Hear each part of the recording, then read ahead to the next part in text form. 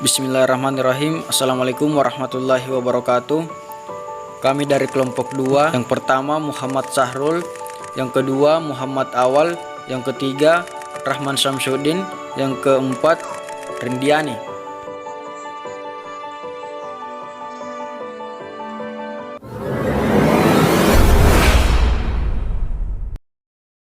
Assalamualaikum warahmatullahi wabarakatuh. Kami dari kelompok 2 ingin membahas tentang standar audit, di mana standar audit itu terbagi menjadi 3. Yang pertama adalah standar umum, yang kedua adalah standar pekerjaan lapangan, dan yang ketiga adalah standar pelaporan.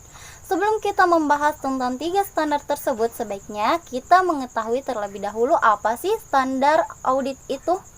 Standar audit yaitu pedoman umum dan ketentuan yang harus ditetapkan oleh akuntan publik dalam melaksanakan audit nantinya. Dan juga seorang auditor harus menguasai teknik akuntansi. Hal ini dijelaskan dalam PSA atau Pernyataan Standar Auditing. Dan hal ini juga dapat kita simpulkan bahwa seorang auditor profesional harus menguasai teknis audit dan juga akuntansi.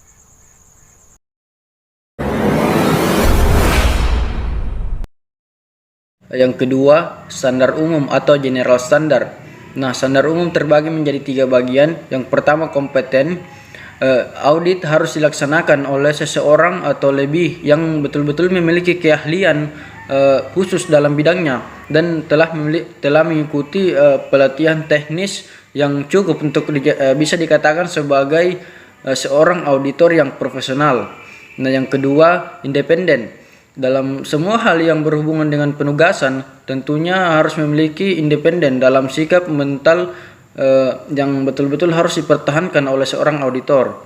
Nah, yang ketiga, dua profesional care.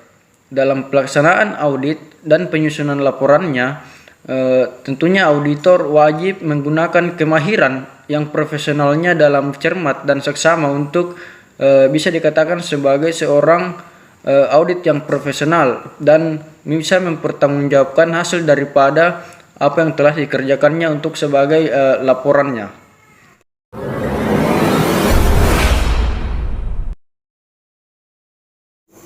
Yang ketiga, standar pekerjaan lapangan. Dalam melakukan setiap pekerjaan harus direncanakan dengan sebaik-baiknya. Dan jika ingin menggunakan asisten, harus disupervisi sebagaimana mestinya. Maksudnya adalah kita harus menilai, melihat dan meninjau aktivitas, kreativitas, dan kinerja terhadap asisten tersebut. Bukti audit yang kompeten cukup harus diperoleh dari inspeksi atau pemeriksaan, pengamatan atau observasi, yang kemudian menjadi landasan atau dasar yang memadai dalam menyatakan pendapat atas laporan keuangan yang diaudit.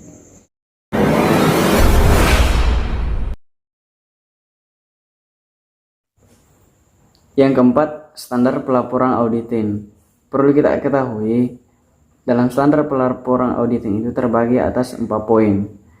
Yang pertama itu, laporan audit harus menyatakan apakah laporan keuangan itu telah disusun dengan baik atas prinsip akuntansi yang berlaku.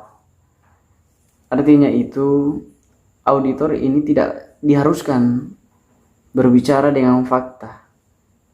Namun, auditor hanya memberikan pernyataan mengenai kesusahan penyusunan laporan keuangan dengan prinsip akuntansi yang berlaku secara umum. Dan poin yang kedua, dari standar pelaporan auditing itu merujuk pada hasil laporan auditor yang harus menunjukkan konsistensi. Karena biasanya terjadi ketidakkonsistenan dalam penyusunan laporan pada laporan keuangan atau pada periode yang berjalan atau periode yang sebelumnya. Dan standar ini merujuk pada standar konsistensi yang bertujuan untuk menuntut auditor independen agar lebih dapat memahami antara konsisten dengan daya banding laporan keuangan.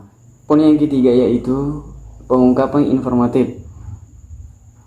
Artinya, auditor itu harus menyampaikan informasi dalam laporan keuangan harus yang memadai, kecuali dinyatakan lain dalam laporan auditor.